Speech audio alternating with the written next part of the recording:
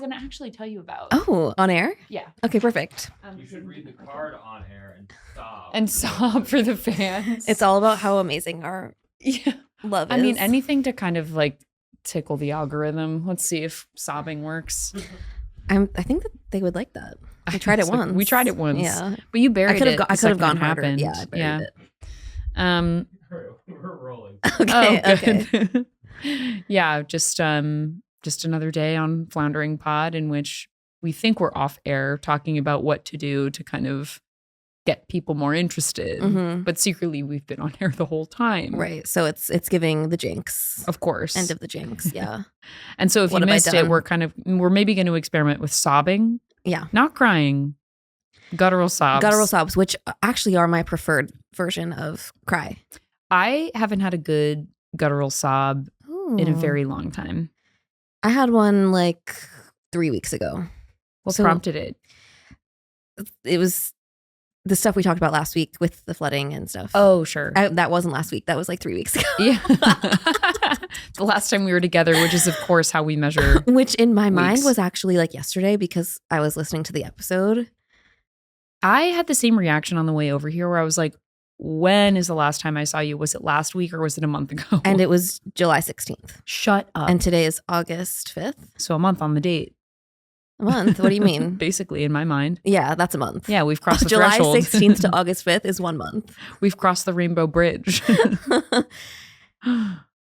I'm so nowhere right now. Girl, what did we call that episode? The Twisties? The Twisties. We're back. Yeah. I have I'm the fully Twisties pretzeled, again. babe. Yeah. How are you? Oh, I'm fine. Oh, good. I mean, on the way over here, I was trying to come up with like the usual play-by-play of what I've been doing since we've laughed. Since we last laughed. And it's nothing interesting, of course. I have just been melting my brain You this entire week. want to know how badly I've been melting my brain? Mhm. That as a form of punishment, I've started to bring physical newspapers on the subway. I'm like, maybe this will do it. Is it helping? Obviously not. Why are you reading them? No, it's kind of like, maybe this is so banal. Maybe the text is so small that like I'll be so focused on trying to make sense of it that I'll be too distracted and not use my phone. I mean, it's not a bad idea. But And then the performance of reading we've talked about before is important for Yeah. me. I was actually just talking to someone about this because one of my coworkers, actually my only coworker, recommended a book to me. Mhm. And it's one of the books that has the cartoon covers Oh. of a boy and girl kissing. Oh. Do you know like a what- Jonathan Green book? Like the rom-com but in book. Oh, okay. It's not John Green because John Green is more like elevated YA. Okay. Not to what is that phrase? Oh my god. Yuck someone's yum. Not to yuck someone's yum. Obviously not Not to the phrase. split hairs. Not to Not the phrase. whatever. Not the baby term that I just used. Not the throwing the baby out with the bathwater. Not everything but the kitchen sink. What if we just only did like idioms? That's where I am today. You want to know what's crazy? I'm having a much easier time thinking of idioms than I am normal conversational topics. I have actually something to say. I think it'll be my flip or flop Oh, amazing. about conversation and how I can't do it right now, which is so great since I'm Is a it a podcaster. flip? Actually, we can maybe like put out a poll, like Okay. audience poll. Yeah. Because some people might say me lacking conversational skills is actually a good thing because then maybe she'll shut up. But actually, they would be wrong about that. No, I think if anything, it's kind of motivating us to try a little bit harder every time. Yeah. But of course, putting in no prep work or kind Because of like, the thing about Simone Biles was that she had the Twisties and had to take 2 years off. Yep. Because it's unsafe for her to do what she does if she's not in a good headspace. It could literally kill her. Whereas with this, nothing's going to happen if we keep podcasting through it. of course. I mean, the only people who are hurt ultimately are the people dumb enough to continue tuning back in. Which that is like, you have to allow them their free will choice to make that bad decision. No, of course. Right. Yeah, I mean, there's no free will when you're up twisting in the air like that, but there absolutely is free will when you're sitting on your couch deciding what to listen to. Yeah. Yeah. So you guys can enter at your own risk. as always, we like to provide kind of disclaimers and cautionary tales before folks choose to spend time with us. But anyway, back The when YA book. the book, it's not a YA book, it's just a rom-com. Okay. But it has a cartoon cover. And I famously like, I can't. You know what I mean? Like Sure. I become a misogynist when I see them. Where I'm like, if I see someone reading that, I think you're a bimbo. Mm-hmm. And it's horrible. Like I need to Oops, she check said it. myself. So then I bought the book. What's it called? It's called The X Vows. Okay. I think it's about, I'm on page 8. I think it's about two people who are exes, but each of their best friends are together. Like their best friends are a couple. Okay. And they're going to their wedding. oh. And something occurs into which, I think it's one of these like fake relationship kind of thing where it's like, oh, we have to be in a relationship right now, like to save this wedding or something. I don't know. It's like a ruse that they're trying think to it's a like we ruse. have to be happy for our friends. They have to be happy for their friends, but then it like ends up being that they actually do love each other. I believe. Yeah. Of course. What's that? God, here I go, bringing up Sydney Sweeney. And we could talk about her. Despite the fact that our lawyer said don't. Here I am doing it. I didn't even think to bring this up, but actually we totally should. Well, we can get into it. But what were you going to say? The movie where she's with Glenn Powell. Yeah. It's kind of like I was that, going to call think. it She's Just Not That Into You, but of course It's not. called like We're Fucking and no one knows. It's called Secret Fucking. Yeah, it's called Secret Fucking. Naughty, naughty. And the small text is naughty, naughty. It's that cartoon cover. Yeah. Yeah. Yeah. It's like that. It's actually verbatim that plot. It might be. Yeah. Have you seen that movie? No. Unfortunately, loved it. Really? It was just, you know what it was? I watched it at the right time Mhm. where I was feeling like particularly dumb. And so it just kind of like met me where I was. Yeah. Sydney Sweeney is like, she's such an interesting actor because it's like she's so famous, but there's nothing there.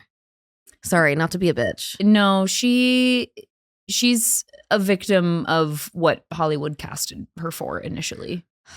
Yeah. Yeah. And she's just fallen into that role again and again. Although apparently I haven't seen it, but she's been training to play like some famous boxer. I did see some of the images from that.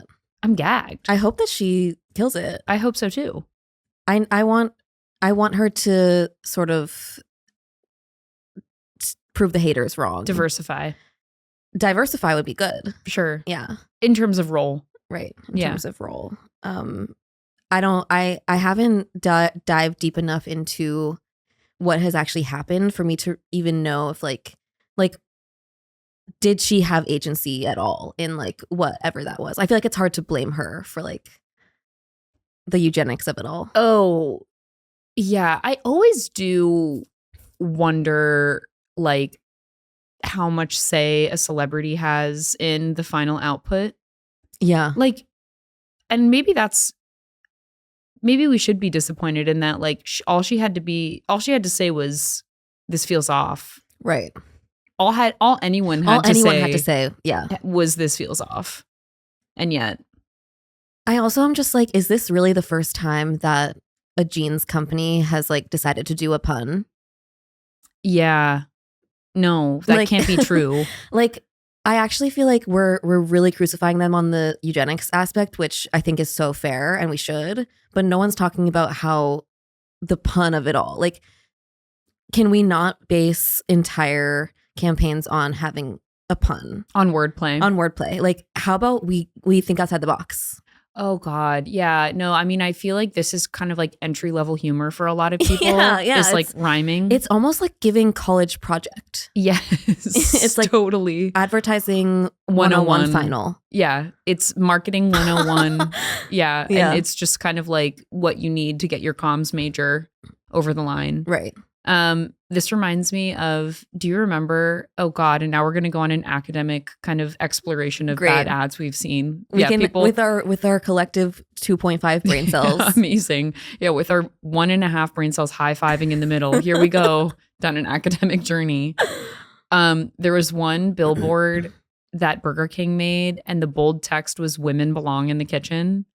Oh. And there was literally fine print text that was essentially raising awareness about some fund that they had created to get more women in like executive training or in culinary school. Oh. So it's like, yes, there is a lack of women who are head chefs at restaurants, but like you literally had to scan a QR code and scroll to the bottom Right. of a website to gather that. Well, yeah, it's like they know what. That's so curious. Yeah.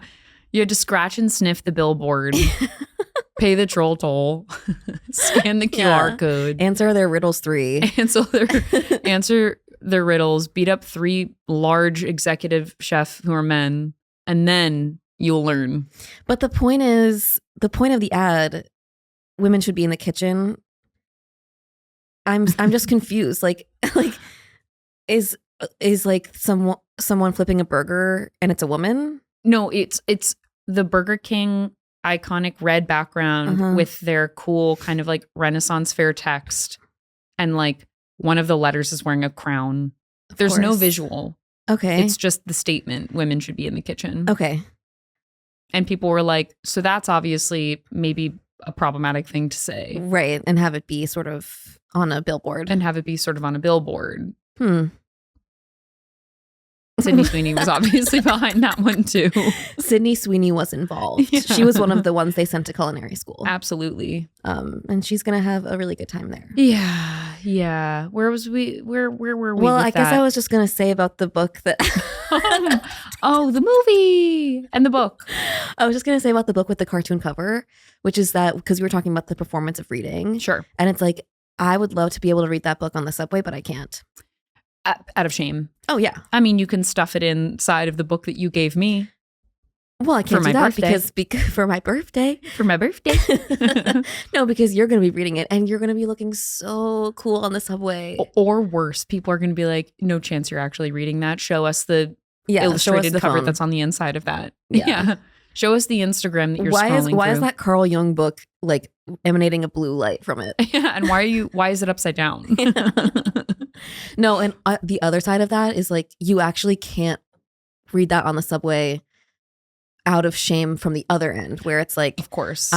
this is actually too much. No, it's literally, it's For reference, I got Isabelle Carl Jung's Red Book.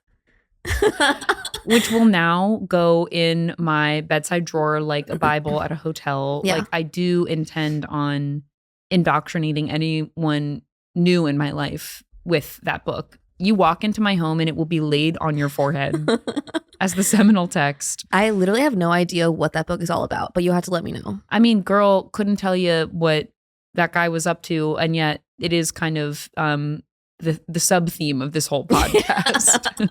Every episode, we sort of touch on a Jungian adjacent topic. Absolutely. Such as Legos, such as Playmobiles. Such as Playmobiles, such as kind of sexual attraction towards animated dogs. Wow, we forgot about that. I know. Aw, You know what Balto. though? I recently had a conversation with, I was playing one of those like bachelorette games where it was like Jeopardy about the person. Mm. And one of the Jeopardy questions was, who was your first crush? And the answer was Balto. It's like, so it is not just No, me it's not just you. who saw what I saw. When we posted about that, I received a lot of backlash for my take about that was wrong. No, people really came to my defense. I got canceled. You did. I had to issue a notes app apology. I remember that. I'm sure it's still saved So- somewhere. It's somewhere. And I hope you read it once weekly to remind you of, It was a good apology. it was a great apology. I'm pretty sure we workshopped it together. Probably. Yeah, probably not. I'm just inserting myself in your narrative. I probably had literally nothing to do with it. I feel like you actually don't have a lot of like outside the podcast, like commentary about the podcast. You know what I mean? I feel like I'm always posting on my story, like talking about the podcast. And I feel like you're kind of like more mysterious. I reshare everything. No? You reshare, but you don't add commentary as much, Yeah. I feel. Maybe I can You could work on that. work on that. This is a business That's meeting, by the probably way. why we're not popping off. We're paying for business meeting. And also just to like kind of get this out. Not enough sobbing. I could sob. I'm pretty close, actually. I feel like I've actually been really numb, but then like sometimes when I'm so numb for like a long period of time, then it all comes. Yeah. It all comes rushing out. Wait, I feel like we have like 1,000 loose threads that I'm like, I want to revisit all of them. Okay. And so maybe before I move on, Okay. I'm going to ask what type of book covers you normally gravitate towards. I like ones that there's actually like such discourse about book covers. Oh, I'm picky. I'm kind of picky. I like when they're plain but have like one thing on it. Can I project what book I think you're thinking of? Okay. The Idiot. No, but yes, that's exactly. A nice pastel, clean cover. I'm thinking about the book I'm reading right now, which is called Trust Exercise. Oh. And it's actually in my bag, but I don't need to get it out. But it's like pink and then it has a upturned chair. Ooh. And that's it. A singular object. Yeah, singular object. Yeah. To communicate the weight of a plot. Right. Yeah. And it's about people in acting school. So Mhm. it's like the chair is about how they're sitting in class. Oh. And like they have an exercise where they're like sitting in a chair. Anyway. Layered, complex, opaque, even. It's about how you really need that stable structure of 4 legs. Otherwise, it's going to topple over. Absolutely. I mean, have you ever been in a chair with a loose leg, sister? It's the worst. It's the worst ever. Have you ever been in the chair where the loose leg, you're the one to break the loose leg? No. I haven't either, but Parker, I've seen it happen. One of the things we bonded over, he was like, by the way, like, if you're going to learn one thing about me quickly, it's that I will be the person breaking the chair always. And sure enough, it's probably happened twice in our relationship. Wow. Does he just have a penchant for that? He's got a shelf, sister. He does, but I feel like there's a type of person, like the solidity of how you have to sit. Because I feel like for me, if I'm sitting down, I'm tentative. You know, I'm like, I walk around with the paranoia of someone who every time they sit down, the chair breaks. Or even worse, every time you sit down, someone's pulling the chair out. Oh. I mean, I've been on the receiving end of that. That happens to me like metaphorically. Enough times where I'm like, I'm the joke. I get it. Yeah, right. Stop. You want me dead and you want me to break my tailbone. Of course. Yeah. Yeah, you're right. I think Parker claims his space like most men do, with authority and purpose. Confidence. Yeah. He also has this very kind of interesting ability to identify like the most precarious thing in the room and be like, I'm going to try. That's why he latched onto you. Yeah. I mean, yeah, of course. What is kind of one thread away from breaking completely? Yeah. Yeah. See if I can handle it. And he's done it wonderfully. No snapping yet. I mean, there's been moments, of course, but the chair has not completely shattered. Yeah. And honestly, today might be the day. I trust that he could fix it if it did. You know what I mean? Yeah. I mean, this is why, of course, he's handy. He's so handy. Yeah. With wood and hopefully organs and mental states as well. That's amazing. What else is what I were we gonna say? Let's revisit the threads. Your book covers. Oh yeah. I like ones that are simplistic. Yeah. I similarly like simplistic ones, and I also like ones where the font does a lot of heavy lifting. So the Long Island Compromise. Yes. Like very clean cover with cool kind of like pop arty text. Mm-hmm. I also low key, this is kind of like a niche one, but I like the ones where the title of the book is like on 2 different lines. Like the word is broken up. You know what I mean? It's like that's awesome. Absolutely. That was a great choice. Gone Girl. yeah, exactly. I just finished a book that was one of my favorite reads in a very long time that had a book cover that I normally would not gravitate towards. And it was a illustrated cover. I think that there needs to be more analysis and discourse about the illustrated cover. What's up with that? Because it's clearly marketing towards someone. And it's working, of course, but it doesn't work for me. Yeah. This might be like maybe I'm getting a little bit too specific, but I don't like when the illustrations project what a character looks like. Oh my God, yes. Where I'm like, can you allow me a moment to imagine Right. maybe what the protagonist looks like? Also, they're all so conventional. Like they have no defining features. They're it's just literally cartoons. a C drawn on a circular face. Yeah. No, like the one that I'm reading, which like I'm actually on page 8. I'm super impressed with the writing so far. Like, Of course. the writing is actually good. So Yeah. I'm like, okay, I'm not even suffering when I'm reading this. I'm actually having a good time. Yeah. But I'm annoyed because the cover has these two, like the guy and girl, and it's like they are both white with brown hair. Yeah. I'm like, I just would like some more autonomy. Well, it's also like I'm following this account on Instagram now that's basically just like mainlining me book suggestions, which is amazing. Can you send me that? Of course. Ugh. Yeah, I mean, to like alleviate yourself of the burden of needing to choose your next book is major. Yeah. And part of the reason I like this account so much, it's called Red Receipts. There's an underscore somewhere in there, but I'm not going to do the heavy lifting of trying to remember where. They have a roundup each month of what the admins of the account have read, and they'll give each book star ratings. And so obviously immediately 3 below, out, 4 and above, we're whittling down the list. Yeah. And this book had 5 stars, which is pretty rare for them. It's called Margot Has Money Problems. Oh, yes. You told me about this. I was gagged. I loved it so much. And I went against my kind of misconceptions or like pre-held beliefs about what this book would be. Like, had I found that book in a bookstore alone, I wouldn't have even read the back cover. Yeah, the title kind of bothers me. Like, I think the title would throw me off. The combination of the title and the cover art, like immediate, it would have been an immediate pass. But it was actually good. And it that's was why amazing. There's that famous phrase that you shouldn't judge a book by its cover. And we'll edit this so it belongs in the idiom section. Yeah. Our new segment, recite idioms that you remember. So if there's a weird cut here, just know that it's normal. It's normal, and we kind of found a home for it earlier in the episode where it belonged. Totally. Yeah. Wait, I need to read that book. It's amazing.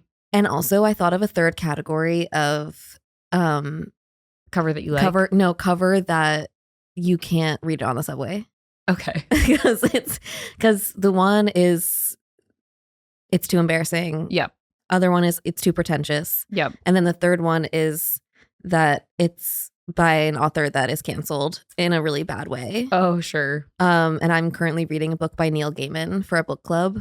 And I'm so ashamed and I'm so embarrassed. Wait, talk to me about his cancellation. So he's a really famous author. I've read 0 of his books and I don't give a flying fuck about him. But I did read I forget if it was a New Yorker or something, article about he's like an evil, like violent rapist, basically. Oh my God. Yeah. And I'm like, oh my God. And I'm like reading his stupid book and I'm like, ugh. What's it about? Is it fiction, nonfiction? Within the first 14 pages, also, there was 2 hard R N words. And this guy is, by the way, white. Oh, Kiwi. Look, I didn't choose it. It chose you. Also, it's 700 fucking pages.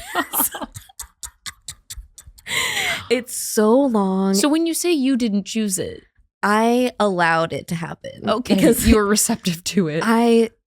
So someone in my book club brought it. The way that my book club works is each one of us picks one for like the round. Sure. And so it was her choice. And I was like, oh, I don't know if anyone knows, but like he is canceled.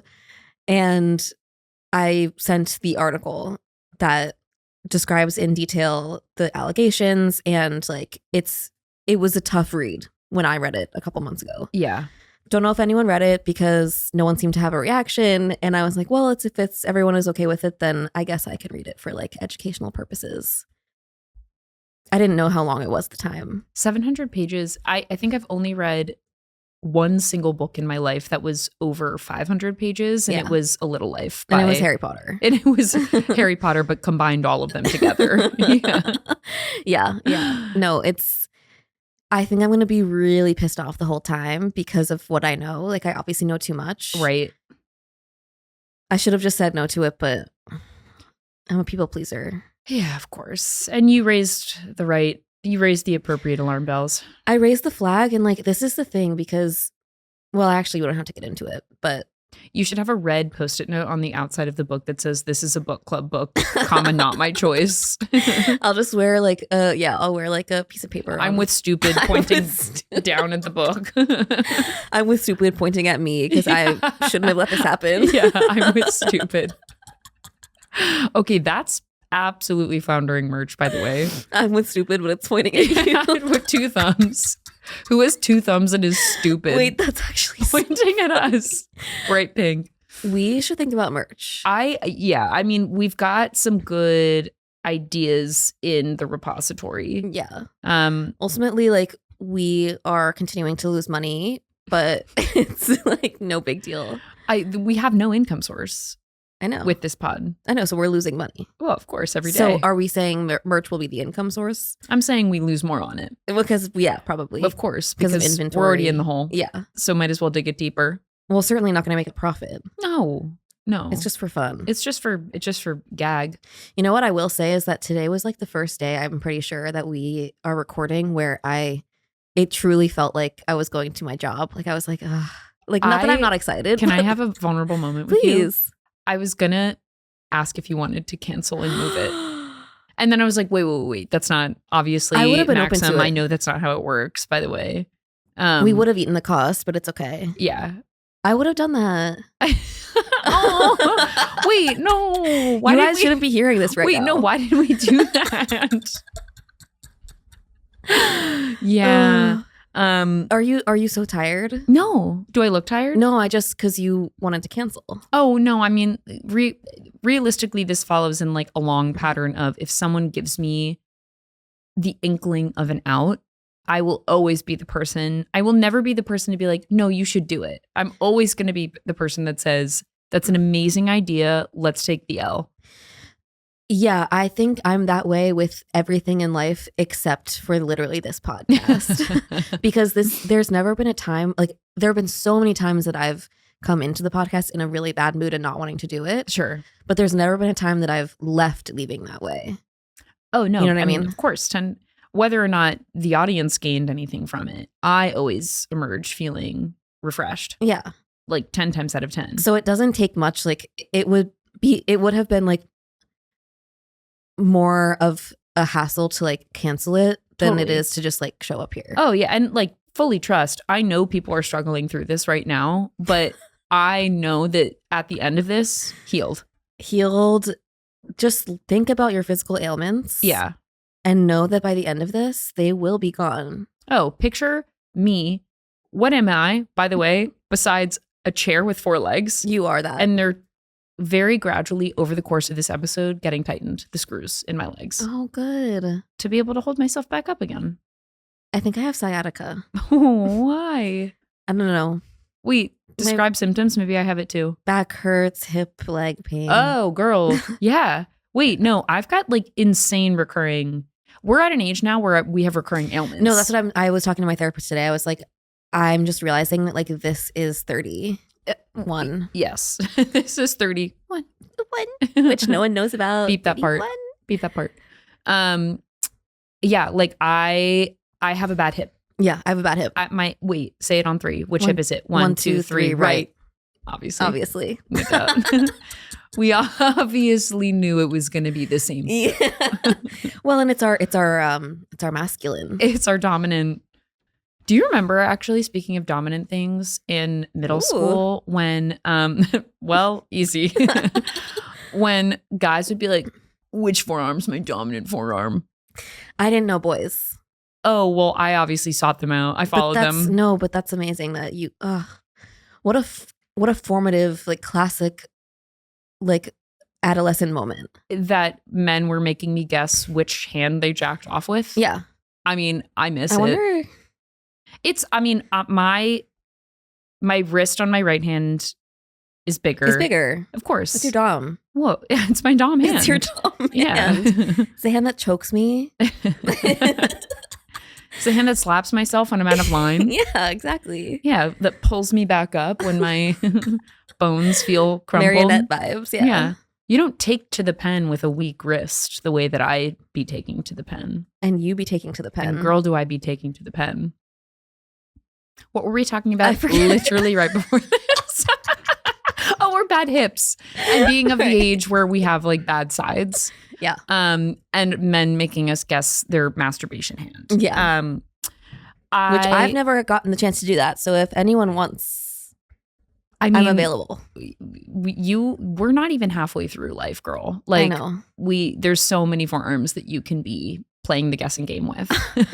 Thank you for getting me into that abundance mindset. Absolutely. And it's a very fun kind of, it's a proposition, of course. It's a good flirting tool. It's like one of those games at like on the Jumbotron at the baseball game where it's like, which cup has the ball underneath? Yeah, which arm is the masturbation arm? Yeah, it's like that. It's a fun little like mind teaser.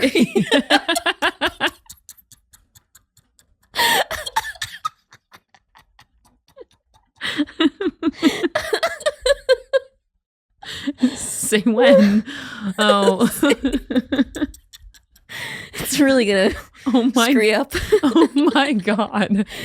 Oh So, yeah, it's right. And like the trick is, of course, you have to follow your eye has to. You have to lock in on one cup the entire time. Do not lose sight in the forearm. Yeah, otherwise you get it wrong. You won't win the t-shirt. Oh my God.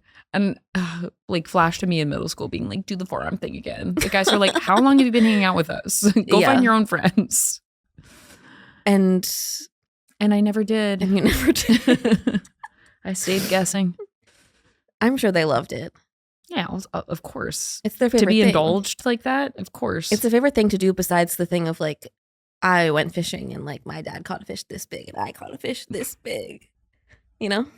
Is that another thing? Oh, it's like the thing that like boys do to like get to like they're gonna silently put their arm around you. Oh. But it's like oh, for sure. People are gonna love that because this is famously a podcast that people are seeing what I'm doing. Well, more people need to be taking to YouTube.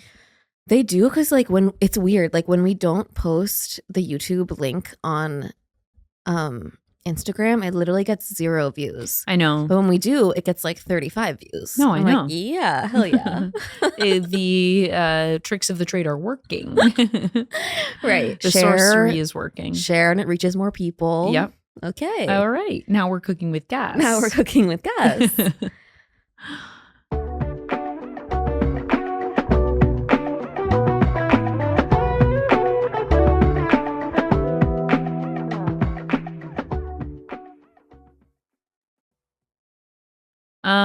Do you think that we're going through like a sophomore slump on our podcast? Yeah. Fuck. I thought, yeah. Are we tired? No. We can't stop doing it. That's the last thing on my mind. Okay. If anything, we're doubling down. I think we are. I think this is what's because we're we recording have 3 plans. times a week. We have plans for expansion. No, of course. We're just kind of, you know what we're doing? We're like keeping the seat warm. Here's the thing, because you didn't like that.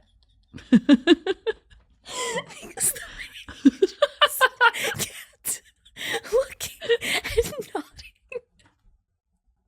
Yeah. You just said the most profound thing. I knew I was going to be slap happy. Yeah, what I said was bombastic, Shaggy style. I'm so sorry. No, I agree with you. To be seen the way that you see me was scary. Oh, I'm sorry. I thought I was kind of having a profound nod moment. And what you were saying is like, please stop giving me those predatory eyes. Wait, because can I say something in response to that? Because I've been getting this a lot now. And I'm like, is this just a thing that guys say? Or is this a problem that I have? Because guys keep doing this thing where it's like they're flirting, but they're like, stop looking at me like that. Like, you know, I'll look at them normal. Yeah. And they're like, your face is busted. No, You're no. What? It's not that. It's like they are like uncomfortable with my gaze. Oh. Well, like, you know what it is? Like you have you just have a confident gaze. Like you make eye contact, which of course scares most people. Sure. These days. Not me, not Eva. It used to be that we were looking down, we were looking around. Right. But now we know how to do it. Right. Okay, we're in love. Okay, we're in love. Right hip, bad right hip. Seriously. Yeah, no, you have an assured gaze, which I think it's funny. I think it can be interpreted by some people as like intimidating. Intense. Yeah. Intense. Yeah. You make people work for your smile. That's true. That's why we do this every day. And you always get it. That's why I clown around for you. Because I chase the smile. Thank God, because we haven't hung out in a while. We haven't. I've been in withdrawals. I have too. Yeah.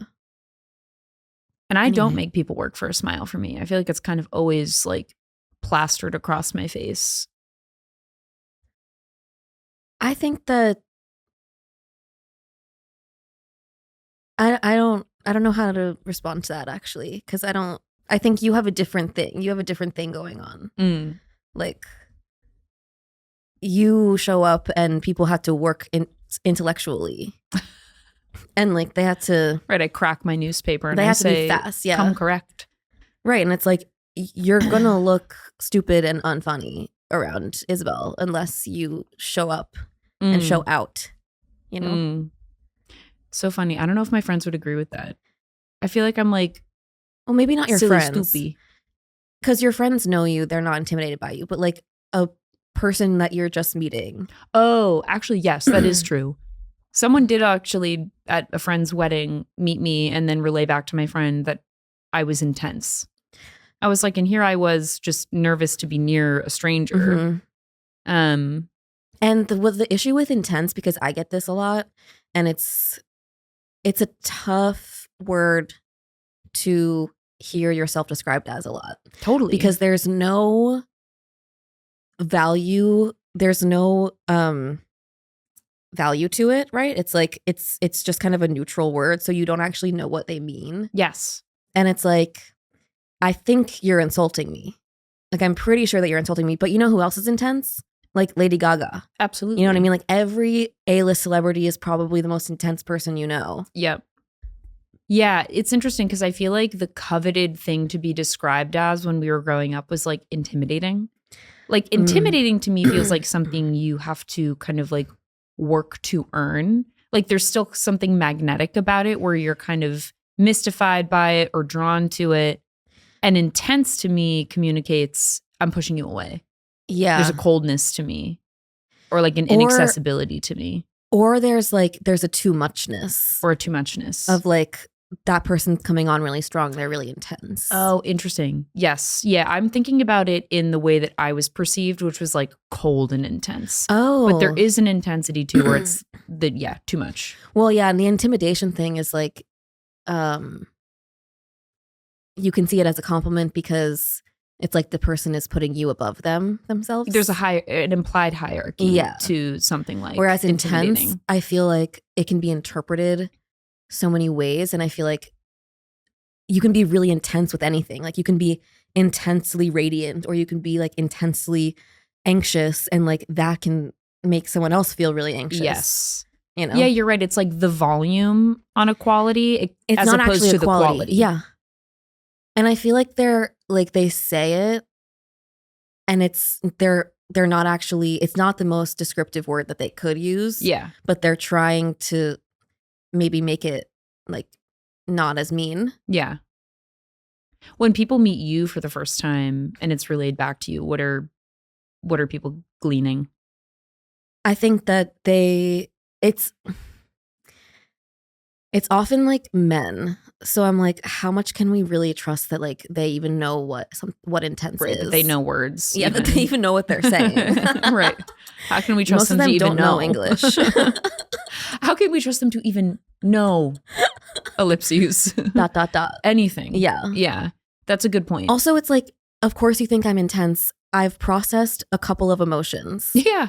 Like, sure. And I'm emoting them. And I embody like a sense of self-assuredness. Sure.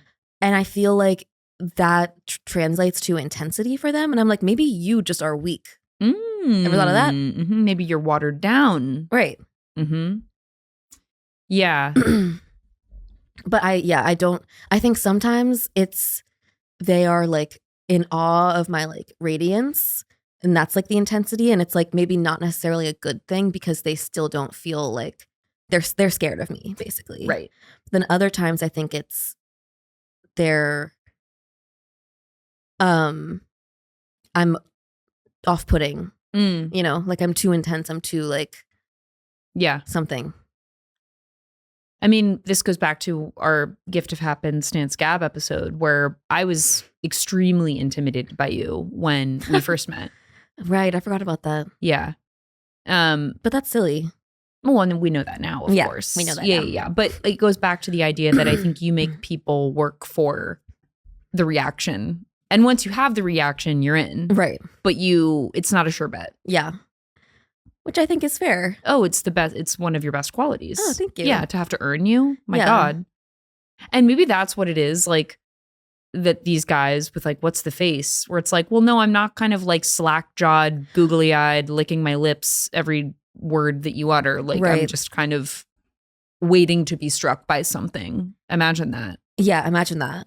I also think people like don't know what presence feels like. Like a lot of people don't actually know what that is. And I consider not always, but like, especially if I'm out talking to someone, like I'm giving them fully 100% of my attention. I'm Yeah. not like on my phone. I'm not looking around. Like, and so when I think I look at them and it's just like, I'm blasting them with my focus, you know?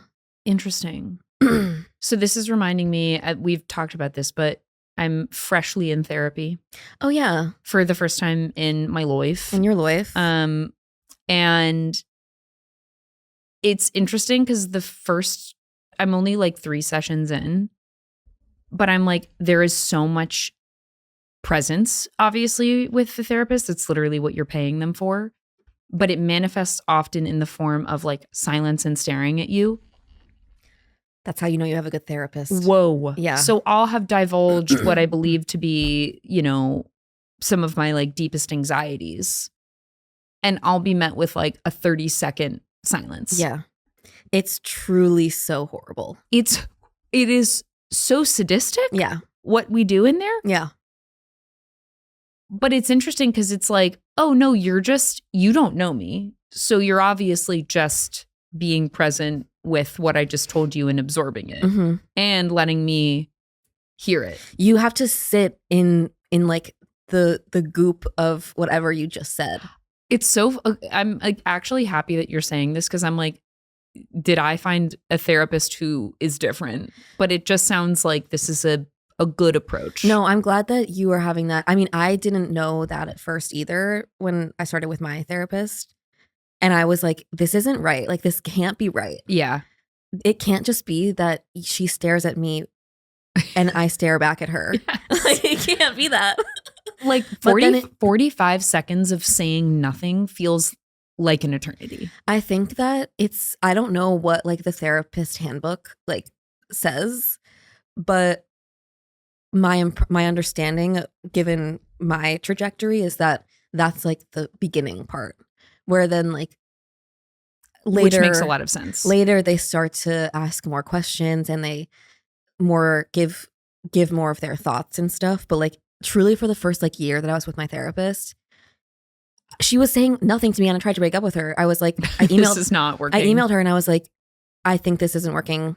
And she was like, so this is not how you end relationships. And I was like, okay. Cool. Absolutely. Learning opportunity for me. She was like, come into the office and we'll talk about it. And I was like, Oh, she made you try to do it in person. she not over literally text. daddy dommed me in that moment. That's so hot. Obviously. She daddy dommed you. You came crawling back on all fours and you said, yeah. I'm here to talk. Here to work it out. Yeah. And I texted you this, but there is something like internal and really physical that happens to my body in that space to the tune of sweating through all of my clothing. 3 sessions, 3 ruined shirts. I'm 3 for 3. Do you feel anxious? No. I think it's just I'm not used to being that candid. Mm-hmm. Or like I'm like 99% candid with you. Love that. Yeah, I mean, what is this besides revealing too much to our 5 listeners? But Yeah. you know, I'm very comfortable being very raw with you. But there's probably like 1% that I'm like, don't say that part. Don't say like that anxious part. Sure. And so this is really the first time where I've just let the id kind of come out.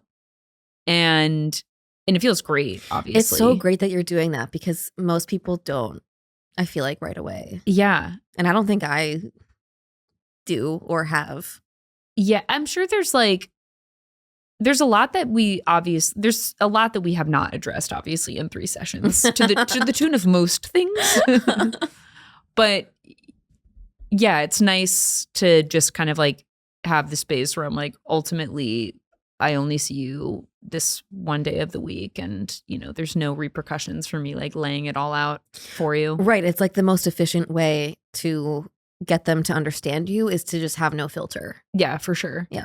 And it's funny, I'm like, okay, so I know you can't pass judgment on what I'm saying, but can you pass judgment on how much I'm sweating? Because I would, girl. Are you hot? So I will say her office could be cooler in these trying times. Yeah. She's probably keeping it at 72 degrees. Which when you're unveiling, you know, your deepest core wounds, And I you need know it at me, 68. there is like a bright red face and a full body sweat, like always right underneath the surface for me. And so, yeah, it's like the perfect storm. Yeah. But I sent you the picture. That was a sweat stain fully down to my ribs. I didn't even know I had it in me. And are you feeling like sweat on your body? Only when I stand and I'm like, hey, so I'm soaking wet. Okay, so Hey, so see you next week. By the way, I need to go change my entire outfit and destroy this pair of underwear. Hey, I'm soiled. Yeah. Hey, so ruined. Wow. Maybe Yeah. that'll change with time. Maybe. Yeah. Although she has one of those offices where I'm like, that radiator in the corner is going to be inflicting some special type of hell on me in the winter. I wonder if it's like a cortisol thing. I feel like everyone's talking about cortisol these days. The topic du jour. Because doesn't that make you sweat? Oh, for sure. So maybe Yeah. it's that. I know. I've got an abundance of whatever that is. Yeah. For sure. But it's been nice. And to go back to what we were saying about presence, Oh, yeah. I find that approach to be like so intimidating. And I'm sure when you are present for others, even if it's some mid dude who's trying to make his way with you, Especially if it's them. yeah, maybe they too are getting sweaty armpits the way that I am. Yeah. I would like to feel that from someone else. You know what I mean? Like, I want to feel the way that people feel towards me, towards someone else. That would be sick. Your therapist. No, I don't feel that way towards her. But did you ever initially? Not intimidated. No, I was annoyed. I was like, why won't you fucking say something? Yeah. Like, I was like, what do I have to do to get something out of you? Yeah. Come in with like the picture you drew of someone beheaded. You're like, here, take that I'm for a wearing ride. full MAGA, like hat, shirt, pants, like. Go take that for a ride, sister. Anything. But now she's super vocal and we chat all the time. Yeah. She actually like said something to me the other day, like last week, that I don't think she's ever like pointed out like me being better, like having something where like I was describing to her how, and I'll talk about this maybe later, but like the people that I've been connecting with on this dating app all really love like my body, how it looks. Like they don't have like like they don't have critiques. Like they like it for how it is. And I think it's like really refreshing. I feel like I haven't always had that experience. And she was like, yeah, you changed how you feel about yourself, and then it's being reflected back. And I was like, you've like never said that. Like, that's really nice that you made it about me. Like, you know? Yeah. Anyway. Is there ever a time where, I mean, because I feel like we talk about body image stuff all the time, but where that would have been said to you and you wouldn't have bought it? Oh, yeah. Yeah. Yeah. So that is like a really, like, you don't think there's any strings attached, which is really. No, it's truly like they aren't lying. They're being honest. Yeah. Like I'm being honest with like the photos that I'm putting out, which I think also maybe in the past, like I would not feel like I was being truthful with like my photos. So if they were saying nice things, I didn't believe them because they don't actually know how I look. Yeah. Yeah. Yeah. Yeah. It's really, I would love to get to a place where I'm not feeling like incredibly guarded and conscious and aware of my body all the time. Yeah. It's such a burden. It is such a burden. Yeah. We talked about that, obviously. Well, I talked about that towards my therapist, and she said, and she said, hold for the applause for 40 seconds. She looked at you the way that you looked at me when you said that thing about. I could literally hear her blinking. I was like, oh my God, that's a new sound. Nothing is worse. Nothing is worse than the sound of a blink. Yeah. Yeah. When you just said that you hate your body. Yeah. Yeah. To watch her mouth literally go into the perfect straight line and to hear eyelids clapping. She sounds like my therapist. Maybe it's no, they're not the same they're not because the same. we've ran names by each other. Yeah.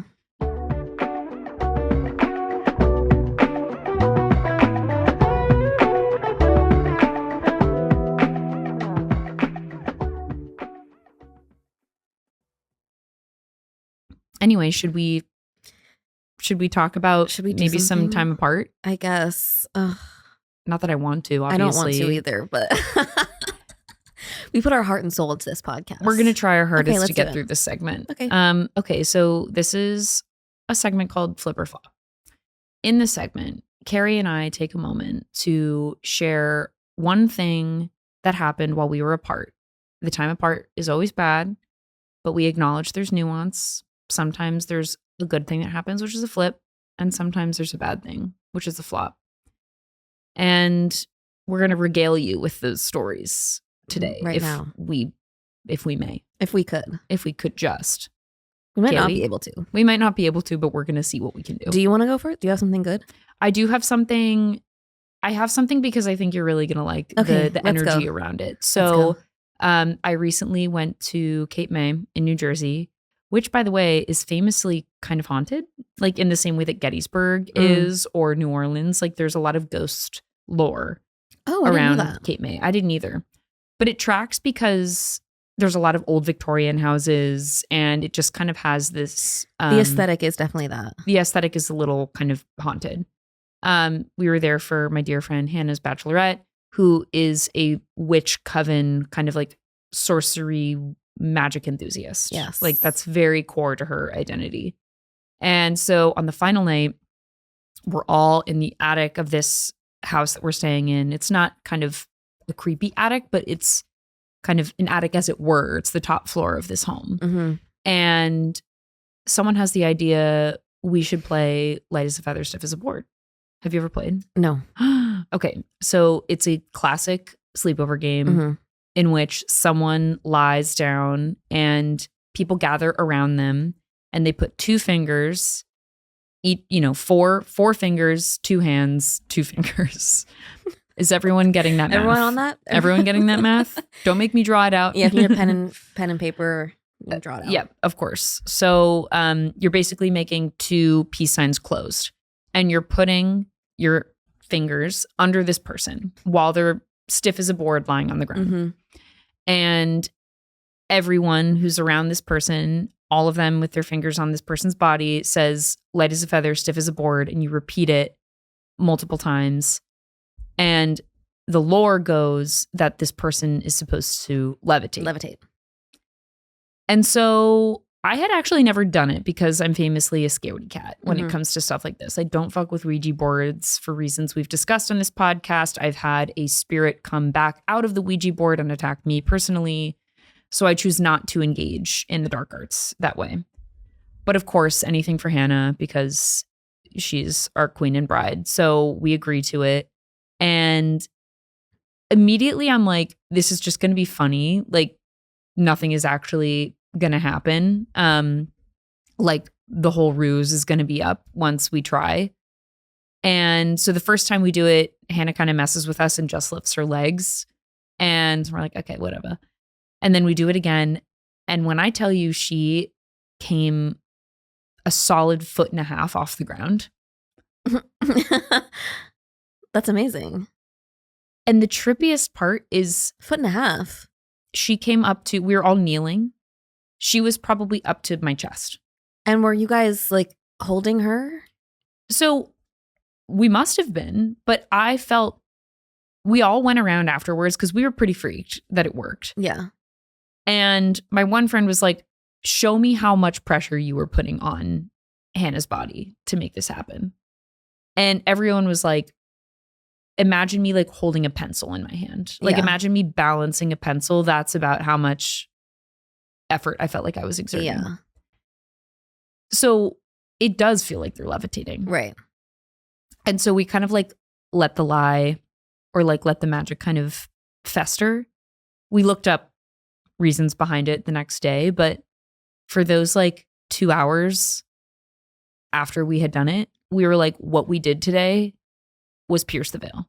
You pierced the veil for sure. I am worried that something is going to come for Hannah, as it did for me, when you tempt the veil, the way that my cousins had with the Ouija board. I think it's okay because you're not connecting with a spirit. Right. You're just kind of testing the laws of physics. Right. And so what are the scientific like reasons behind why that happens? It's not even that complicated. Like, and it makes a lot of sense when it's spelled out this way. But the first explanation is stiff as a board. Like when you're rigor mortis, your weight is more evenly dispersed versus like if someone was a full bag of bones. So for some reason, tensing yourself disperses your weight more evenly, which makes you, I guess, easier to lift. Okay. Versus if like someone is passed the fuck out and you're trying to move them. Right. That's just dead weight. And then the second is just like dispersal of, there's probably some like complicated physics principle where like enough touch points on someone. It doesn't actually take that much. It's weightlessness a little bit. Yeah. Like everyone is shouldering just enough for it to feel like nothing at all. But I do think that the mantra is important. Like I actually don't think you can get there unless you say light as a feather, stiff as a board. So thank you, because that is the third principle, which is like there's a psychology to it where it's like the mantra makes it magical. Yeah, yeah. And because of that, all of these factors kind of come together in this beautiful cauldron of sorts. Because most logically, you don't think that you can lift that person up. Right. With just each one doing this. Right. So you had to convince yourself that you can. And then once you do, then you can easily do it. And I do think the mantra actually contributes to like collective and timed lifting. Like if we were just doing it on our own, we all probably would have been pressing unevenly. Yeah. And it wouldn't have happened.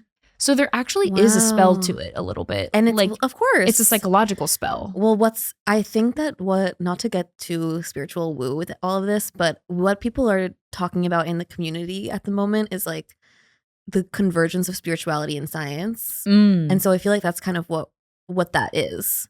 Completely. Like in order to unlock the science of it, you have to have the spiritual component. Yeah. Like there has to be an element of like magical belief. Yeah.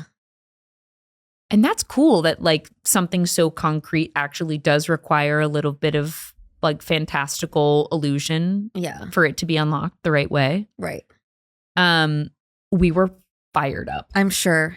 Did I articulate that this was a flip, by the way? Because my lord, was it a flip? Yeah, that's a huge flip. Yeah.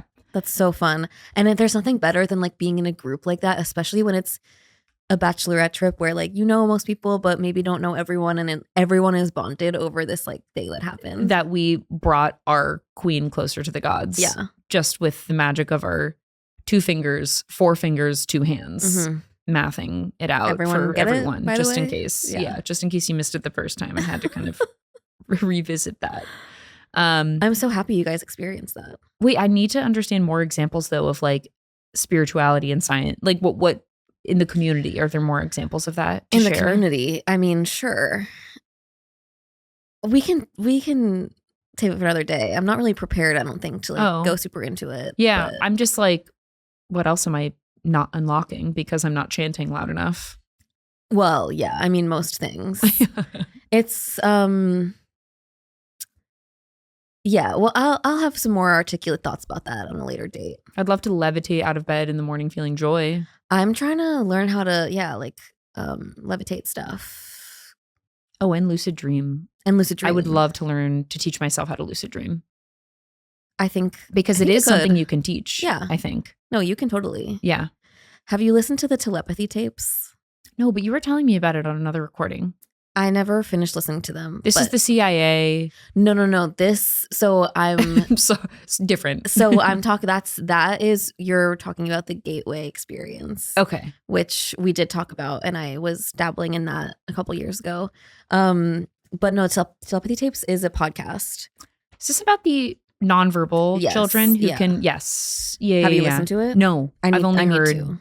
I want to dive in. We should both listen to it and then talk about it next time. Book club. Book club. Book club that's not related to whatever Jonathan Green, Sydney Sweeney composite book I made up earlier. I'm so sorry about that whole part. Maybe we can forget that it happened? Question mark. Hey, can we start over? Hey, have I got a proposition for you? Maybe we can erase that whole bit. We can totally erase it. Amazing. I want to erase everything that I said in this podcast and just have it be you talking. No, please. The lawyers wouldn't like that. I think they would. The higher ups would not appreciate that. Can you? What if we did that? What if every time you pose something to me and I have a response and it ends up just being you talking? Then? Actually, a fun idea, a fun thought experiment. We have this one episode, right? We release the first half and it's just me talking to no response. And then we would post the second half and it's just you talking to no response. Well, and then we post it again and it's both of us talking.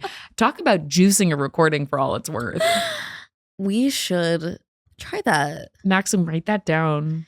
Well, that's the thing because like everyone has a podcast these days, but no one's really experimenting with the form. No, of course. Yeah, exactly. There's form and function, of course. Yeah. What we're experimenting with, or not experiment. This is functional. This is functional. But what the if form, what if we fucked with the form so bad that it became non-functional? Ever thought of that? and then what? And then we could be breaking ground in the comedy podcast landscape. I think what we just unlocked, folks, was an example of spirituality and science coming together Absolutely. in the most real sense of the word. Mm-hmm. Well, So anyway, also just a quick shout out to doing fun things with your girls on sleepovers. yes. Don't forget about that. No, what you guys captured, I feel, is something that we experience when we're children, and we think that that's going to be something that we have all the time, but we don't. Right. We forget. First of all, we forget about sleepovers. Yeah. For so many reasons. And it's like, thank God the bachelorette trips have gotten so out of hand. Thank God they just won't stop, actually. Now we're going on week-long trips to Puerto Vallarta. Oh my God. I mean, imagine the magic and witchcraft that can happen there. Yeah. Another idea for people who are kind of doing these sleepover excursions with their girls, ding dong ditch. Did you guys do that? No, but wish we had. Yeah. Unfortunately, there was really no place to ditch. We were in a cul-de-sac. So we would have kind of just had to stand in the middle of the cul-de-sac. That would have been our ditch. And Cape May is a place where I feel police are deployed liberally. Absolutely. It's a NIMBY crowd for sure. Yeah. So. Yeah. Yeah, prank calls, call up someone with a fake voice, do it all. Prank calls, wrap someone's house. TP someone's wrap house. someone's house with wrapping paper. That's a new one. Don't forget tape. Yeah. No egging. Egging is bad for you. Egging is bad. And if you do TP, do not do it on a rainy night because that's a nightmare to clean up. It needs and to everybody be, has a Ring camera. Actually, it's really not safe to do these days. Absolutely. Same with ding dong. Oh, you say ding dong. You're absolutely screwed trying to ding dong these days. No, and then you have to wear a scary mask, and that's even worse. I watched Scream for the first time. Yeah. With our great friend Ash. Oh my God. What I an can't believe you amazing had a movie. horror experience with him without me. Yeah, it was so good. And there's like a million more Screams. So I'm like, we have to watch all of them. We must. We can go over to Ash's. Okay, by the way. Did you meet the dog? No, Oh. he was at the vet. No. But Ash has a really cute apartment and he had multiple candles going. Oh my God. I was like, you are incredible. he always struck me as a vibes guy. And they were like beautifully like apple scented candles. I was like, Oh. I'm in my favorite place. I am, guess I'm what? in an orchard. In Havon. I'm in Havon. Yeah, if only his dog was there. Oh my God. I know. Well, that Ash, if you're listening, and hey, if you aren't, maybe try once or twice. He loves it and his friend loves it. Major. One of Ash's friends loves this podcast. And so if you're listening, Ryan, we love you too. This is the portion of the podcast where we offer reviews on behalf of people. Yeah. Ryan said, wow, girls, up to something good. It actually wasn't so far off from that. Hey, up to something good. Hey, seems like you're up to having a lot of fun. No, thank you, Ryan. Thank you, Ryan. Actually, this is a great segment, is us collecting feedback, forcing feedback from people and then reading it on the pod. Mm. Don't give me that. You're giving me that stare where I have to work for your love. I thought you loved Don't that. treat me like one of your boys. You said it was your favorite thing about me. Yeah. No, but I have you now. It doesn't feel fair. No. I'm buying you gifts. Like I never do that for people. So I know. I It's love like, that that's we how have this. special you By the are. way, like gift giving is so not my love language except for with you. that's amazing. Yeah. I know. I, I feel love that giving way. you gifts too. Aw. I know. I really like what we have going on, This exchange, this bartering system. which you'll learn from the card that I wrote you. Oh my God. Look at my eyes watering because I put vitamin C serum in them earlier, but it's Okay, also should I tears. do my flip? Yeah, please. I don't know if Whoa, please. Good Lord, we are encroaching on our final hours. The one final brain cell that I have, Mhm. it's like, you know, when a firefly is like on its way out, and Oh. so it's like little thing only lights Petering. up like once. Yeah. That's what my one little brain cell is doing. Oh, Yeah. it's a sad but also beautiful image It really is. because it signals to me bedtime. And it time also to leave the signals yard. like it's a life well lived. Yeah. Like you shined bright when you were here and you continue to shine even as you are going out. Even in your final moments. Right. Yeah. It's actually really sweet. And it's actually like the best way to leave people with a lingering sense of the light that you once emanated. Yes. If you take it away too quickly, you know, and they're just sad. That's sad. It's sad. And actually, that's sad. So we were on to something good there. We'll revisit it later and, Yeah. you know, hopefully with some time left over. We are going to come back to this podcast at some point being really on top of it. And you're going to laugh, remembering Right. these days with us. This might just be one of those rare episodes that isn't good. Most of them are good. No, I think people will be shocked when they listen to this and they're like, whoa, that was not you girls. You girls who are so sharp, so witty, so electric and enigmatic. Yeah. Enigmatic couldn't have been the word I was thinking I about. think we are enigmatic. I think you're right too. Because even though we share a lot, there's also a lot of underlying mystery, I think, to both of us. Absolutely. I totally agree. By the way, this whole time, insane to me that you've had a milky cup of coffee with no top on it. Talk about tempting fate. What the hell? Well, I just don't like sometimes when the lid is on, I get really I get stressed out that it's going to be dripping on me. of course, a much safer solution would be to have no lid at all. No, because if I sip out of it, like it's just like a cup. Right. I know what you mean. There's like leakage that's possible when you Look at the lip tamp it of down. that. I know. Is it from Blank Street? That fucking No, place? it's from Sullivan Street Baking Company, which is across the street from my therapist's office, which does mean that I did get this coffee at 3:30 p.m. And guess what, girl? It looks like it. and I added ice to it before I came here. That thing is looking tepid. It's actually not as bad as you would think. What kind of milk? Shout it out for the audience. It's gonna go ahead and be oat, of course. Obviously. chemicals. Even though you were the one who originally told me that oat milk wasn't good for me. Yeah, but that doesn't stop a moth to a flame, ultimately. I love her. If I am ever putting milk in my coffee, which is rare, it's always oat. What a special treat. What a special treat. Yeah. Yeah. Were you gonna maybe share something? I was before? going to do a flip or Yeah. a flop. I actually don't know which one it is. All right. Well, we can decide that together. So the last week I was melting my brain.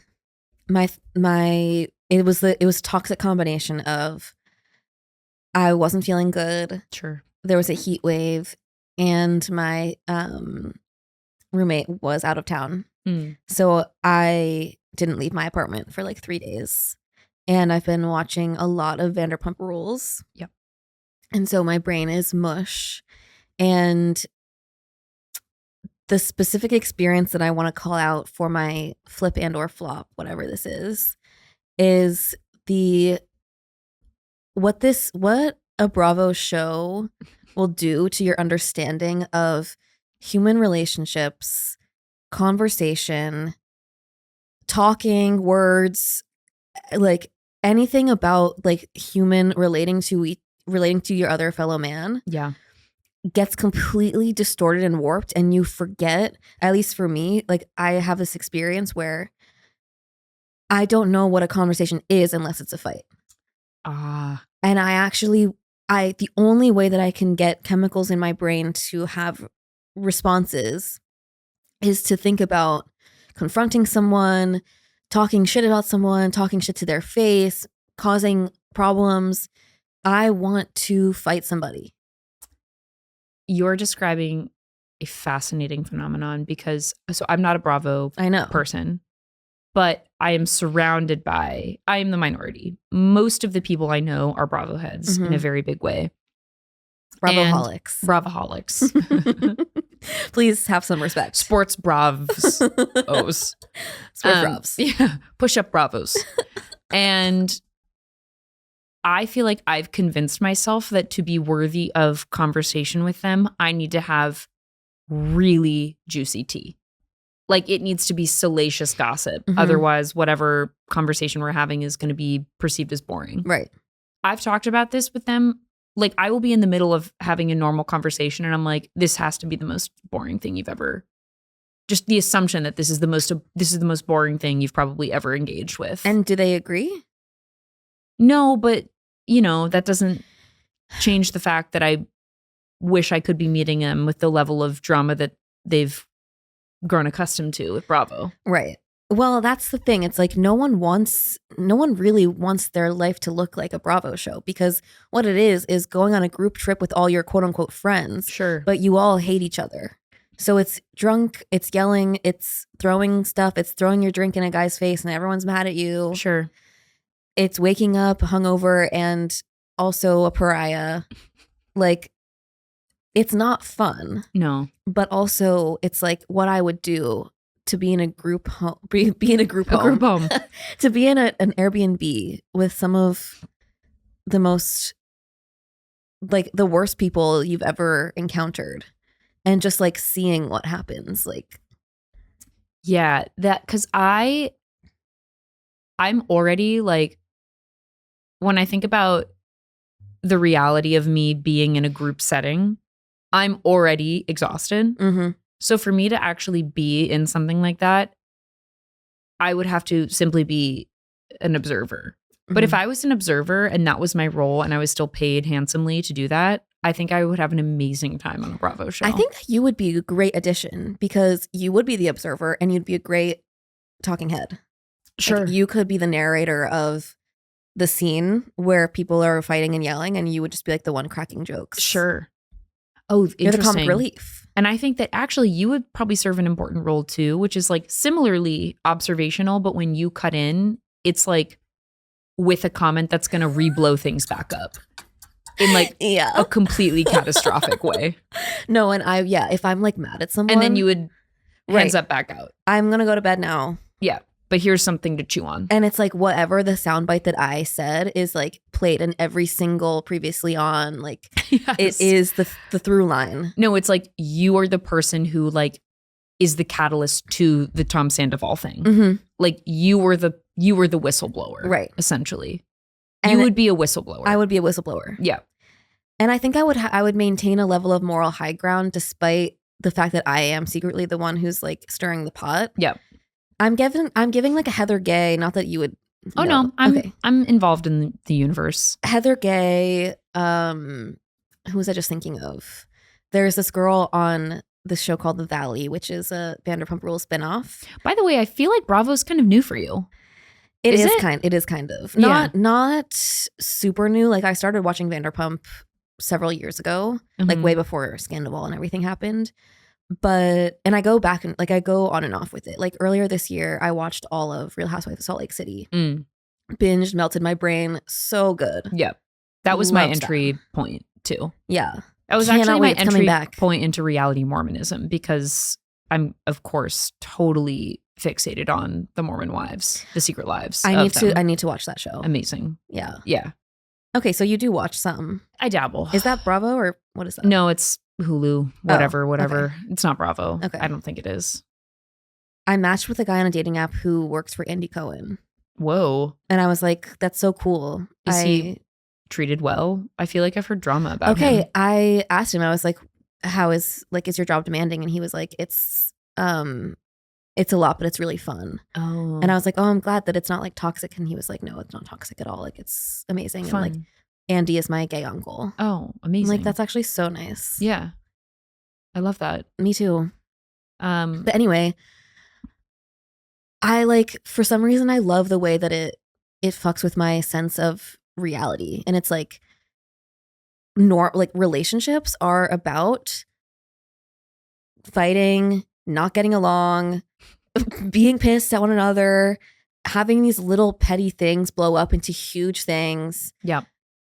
Just literally not being able to stand the people closest to you. That is what is normal. Yep.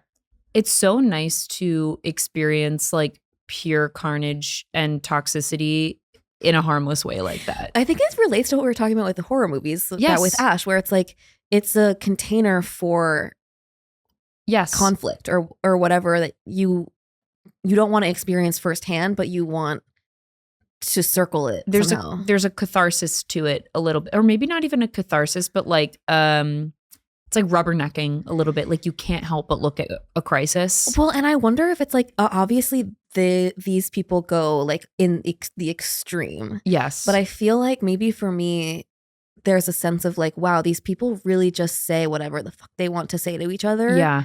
And of course, a lot of it is performative and they know that their cameras are on them. Of course. But like to be able to watch someone do that when in reality, we always have to be careful about what we say and we can never be totally honest and we can whatever. It's like, no, these people are going to be as honest with you as humanly possible and you're going to hate it. Oh, yes. That's such a good way of describing. Like there is no dancing around any thought. Like it almost feels like a trip back to like the early aughts when nothing was cancelable. Right. Like you could just. Well, and like this is the other thing because I was talking to somebody about like people like lack accountability and like people just always deny the things that they say or do that people have an issue with.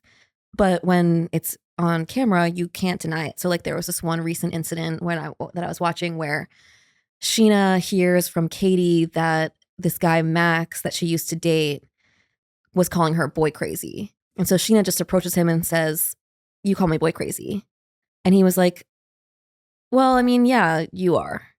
And it's like, you guys just had a really honest talk where you know how he feels. He knows that you know how he feels. Yep. So now he's being honest because the cat's out of the bag. There's receipts. There's receipts. And like, now we're open for discussion here. Yes. It's like, actually, this is healthy conflict resolution. Yep. I think you'll get a rise out of the Secret Lives of Mormon Wives because there's so much like paper trailing of who said what. And like the producers are, of course, evil geniuses in that everything is cataloged. Yeah. But like the denial only to be like shown the clip of you saying the thing that you're denying. It's like, oh, that is like my favorite type of justice being served. Same. Oh my goodness. I also love when someone like one of the characters is in a talking head being like, yeah, I was really proud of the way that I handled that. And then it cuts to them being like, you're a fucking hoe. Yeah. It's like, okay. All right. Absolutely. You used your big girl words. Yeah. You good emoted for in a you. very big way. You felt, actually, this is my favorite parenting trick that Parker's half sister has with his nephew. He'll be like throwing a tantrum and she'll be like, thank you for just telling me exactly how you feel. Thank you. Like, I'm receiving so much good information about you right now. That's honestly so smart. Yeah. It's like, oh, no, thank you. It's all out on the line now. Yeah. Thank you for that. Yeah. I also feel like what's interesting about reality in the instances where I have watched it is like you do kind of get to watch it from a moral high ground a little bit. Oh, yeah. Like it's the one time where you can kind of be like, I'm better literally than better everyone. than you. Yeah. I think we've arrived at the idea that this is in fact a flit. We've arrived. Yeah. I think what Ash is to horror, you are to reality. Mm-hmm. There's yeah, I think that I'm kind of understanding it within the context of my life and certain things that I'm going through. And I'm like, maybe I just think that it's so cathartic for there to be dysfunction, but it to be contained. It's contained and it's also on display. Mm-hmm. Like no one's pretending like this group is functional. No. That's like the explicit point of the show is to show how dysfunctional it is. And it's like, maybe that's kind of nice. Yeah. But if anyone's into that show, reach out. Does Vanderpump specifically? Or anything. And tell me what to watch next. Well, Martha is who I'm talking about specifically, where I'm like, I'm so sorry that I'm just kind of like sharing factual information with you. Like, I don't have any drama. Like, I always feel so bad that I don't have any drama to share with her. I know. That's why, like, the show really inspires me to, like, make stuff up. Yes, totally. Like, I'm like, how do I capture this? Concoct a little something. Yeah. Yeah. Yeah. I went through earlier this year when I was watching Salt Lake City. We had a couple of times where I was like, I need to rein it in a little bit because I am now just like being a shitty person. No, of course. It's like the reason why TV is taken away from little children is because you cannot be right. mimicking. Like you shouldn't emulate. You maybe. cannot be aping this behavior. Right. Maybe. Yeah.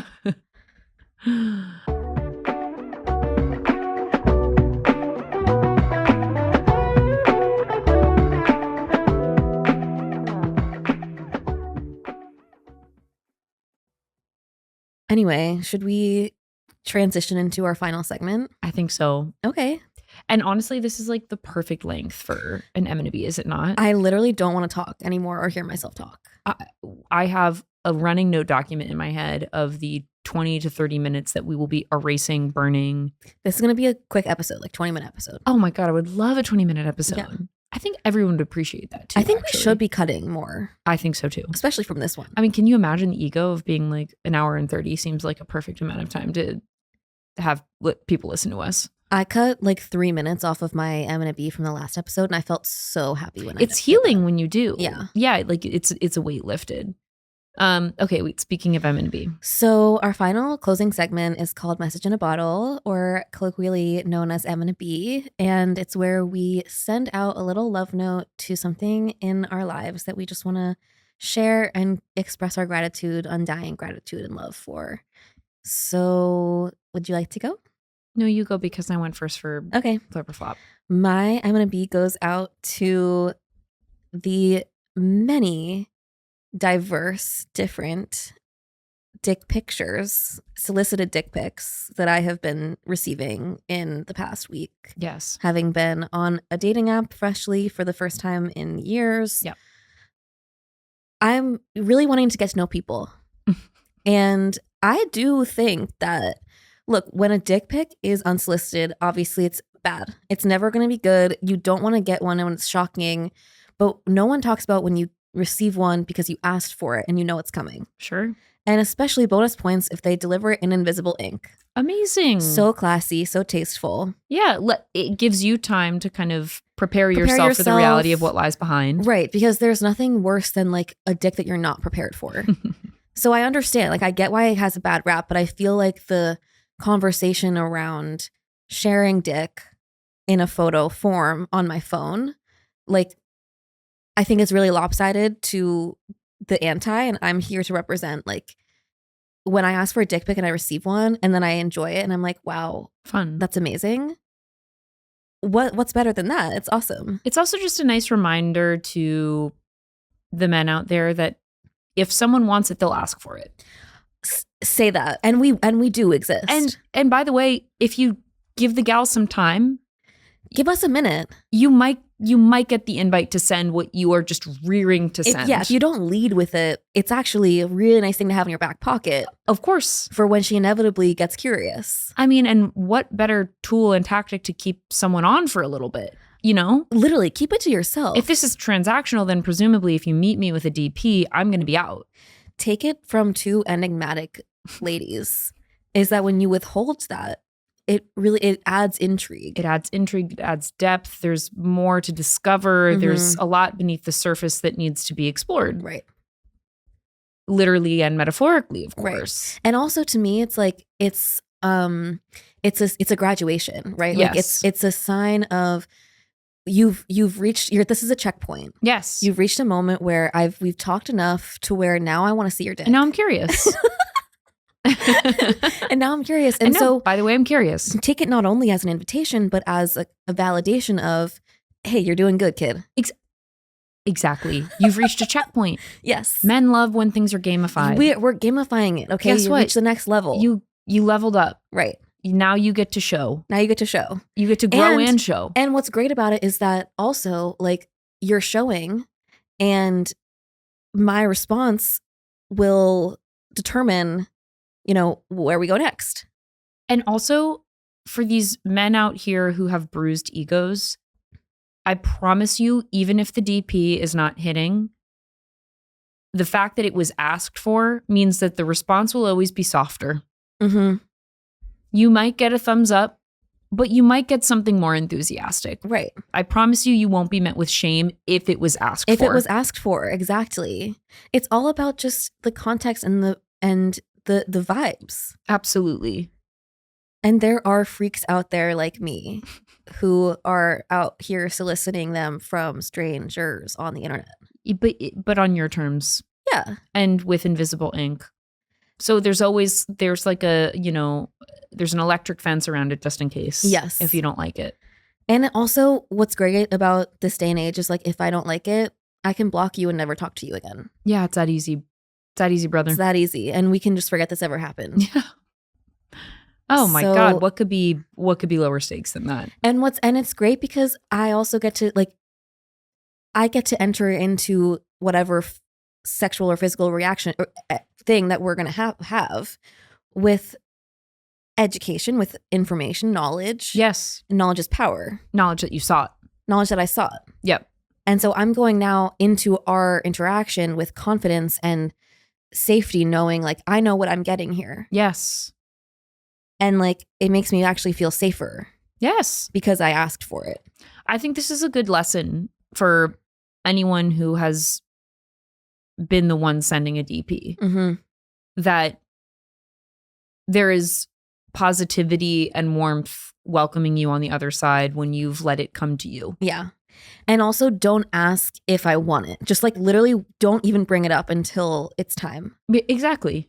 Yes. Yeah. It's like the marshmallow test. Remember learning about that in psychology? Wait, what's that? It's a test about delayed gratification where, like, if a child, like, an adult will leave the room and there's I was going to say a mushroom because we've been talking about penises. There's a marshmallow. I'm so sorry. Oh my God. It is out to play. There's a marshmallow on a table. Adult leaves the room. They say to the child, if you wait to eat this until I get back, you get 2 marshmallows. And all I'm trying to say is maybe there's something there with the penis stuff too. Right. Wait until I come back. And then you get 2 marshmallows. You get these 2 marshmallows. You get 2 mushrooms. Okay. Do you want to thank you guys so much for your dick pics. Do you want to do yours now? Yeah. And I'm going to make this as quick as possible. My message in a bottle goes out to the local bands at a dive bar in beach towns who are treated like celebrities. Y'all are getting to live out your rock star fantasy. They are legit Bon Jovi. It is insane the way that these women with perms are adoring on these men. I watched a band called Karate Garage. I promise you, every single one of them lives in a garage that belongs to a parent of theirs. Mm-hmm. And yet, for a mystical, magical moonbeam ice cream moment. We had to get it in there. The last. Yeah. Lawyers are so happy with us. They get to be the police. Mm-hmm. They get to be you too. Yeah. And they are treated in kind. I'm so happy that they get to have that. Almost makes me think that we should be doing this to an audience of drunk women at a dive bar. We should. There's something there. Anyway, I back agree. to the business meeting of it all. There is something so quaint, yet also, they're receiving adulation. Adoration. Adulation. What is adulation? Girl, I don't whatever know. you want it to be right now. But I think that it's awesome that they get to experience that. And I've seen some really busted bands Yeah. that sound bad, look bad, Oh, yeah. are ugly and old. And it's they are getting star treatment. Killing. Yeah. Yeah. Packed bar. Yeah. Tip jar overflowing. If they weren't there, it would be such a bad time. And people are having fun because they are there. It would just be a dark, smelly, silent bar. Yeah. And they're not even accepting requests because people are just we trust you to curate the right set list. Yeah. This band did try to play Chapel Roan. Did they know a single word? That's tough. No, but did they loosely get the melody? Yeah. Also, no. Enough for us to know that it could have been Chapel. It also could have been the Red Hot Chili Peppers. For sure. So anyway, they're keeping the dream alive and they're recognizing that they're a big fish in an incredibly small pond and they are making that dynamic work for them. Yeah. Wow. And I appreciate that. That's inspiring. I totally agree. We should move to a really small town and do a podcast there. Exactly. Because we're in New York. We're in a big pond, Everyone's big, huge doing ocean, and everyone's doing podcasts. Yeah. We should move to Kentucky Literally. and just have a podcast from there. Yes. I totally agree. We could own property there too. Oh, That'd be a treat. God. I've been having visions of owning property. Me too, girl. It's not good. Me too. Well, on that note, I want a bay window, whatever. We'll get into it next time. I want to bay at the moon. I want to bay at the wound. The At the wound. wound. I want to bay.